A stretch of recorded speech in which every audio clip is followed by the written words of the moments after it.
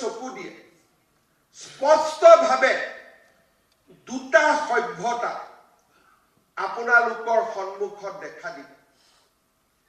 এটা সভ্যতা ৫,০০০ বছৰৰ সভ্যতা, সনাতন সভ্যতা, আৰু সনাতনে সকলো প্ৰকাৰৰ উপাসনাক স্বীকৃতি দিয়ে।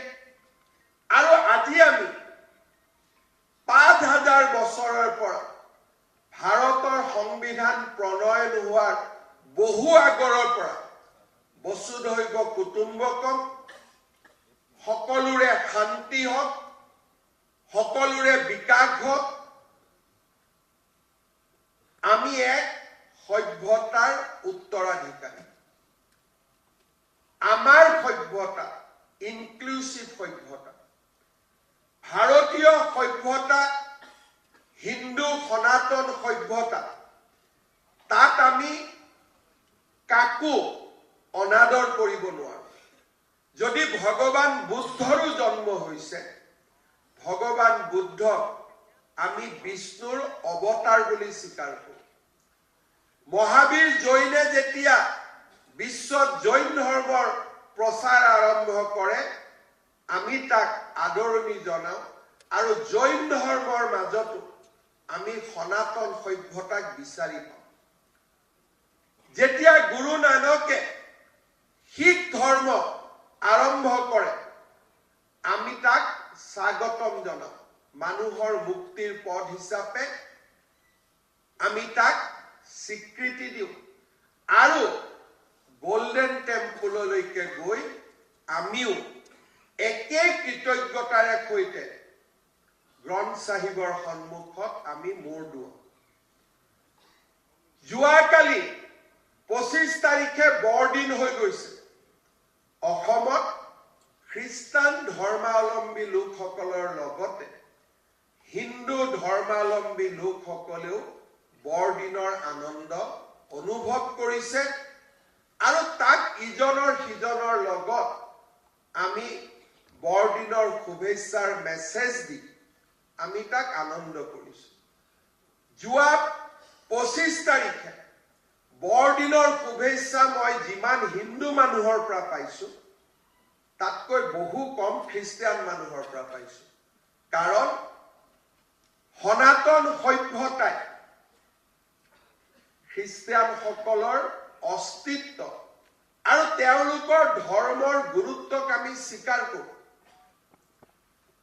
আৰু ঈদৰ দিনাও আমি একেই উৎসৱৰ আনন্দ অনুভৱ কৰোঁ। আধ্যাত্মিক পৰিৱেশ ৰাতিপুৱা যি সৃষ্টি হয়, তাক হিন্দু লোকে সহমৰ্মিতা আৰু একেই আধ্যাত্মিকতাৰে আমি তাৰ প্ৰতি আমাৰ দৃষ্টি ৰাখোঁ। কিয়? ভাৰতীয় সভ্যতা হ'ল it is a inclusive religion. একম সত্য বিপ্ৰা বহুদা বিভান্তি। ঋগ্বেদ আৰম্ভ হোৱাৰ সময়তে আমাক কোৱা গৈছিলে সত্য এটা, কিন্তু সত্য অন্বেষণৰ পথ কেইবাটাও। এয়া হ'ল আমাৰ সভ্যতা। অসমত বাস কৰা ৬২-৬৫% মানুহৰ সভ্যতা। কিন্তু আমাৰ ৰাজ্যত কংগ্ৰেছৰ দুৰ্বলতাৰ বাবে আৰু কংগ্ৰেছৰ তুষ্টিকৰণ ৰাজনীতিৰ বাবে লাহে লাহে লাহে লাহে আন এক সভ্যতা সৃষ্টি হ'ল।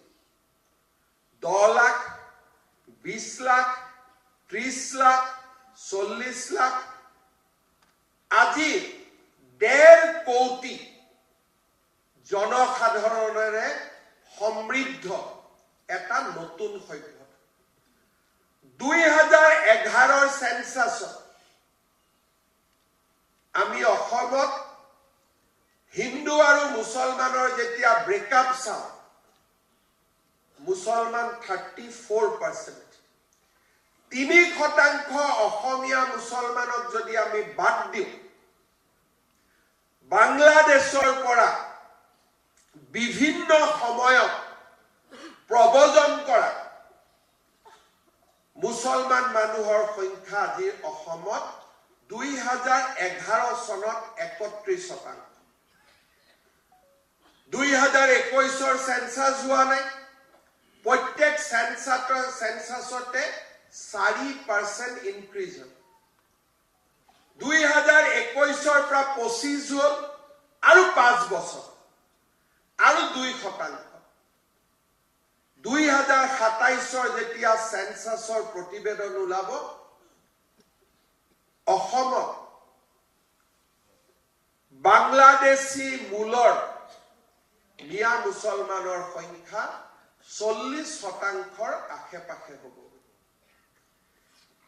কোনোবাই ক'ব পাৰে যে ঠিক আছে, তেওঁলোকো থাকিব, আমিও থাকিম, কিন্তু আমাৰ ধৰ্মই সকলোকে আদৰি লয়। আজি বাংলাদেশৰ শেহতীয়া ঘটনাৱলীয়ে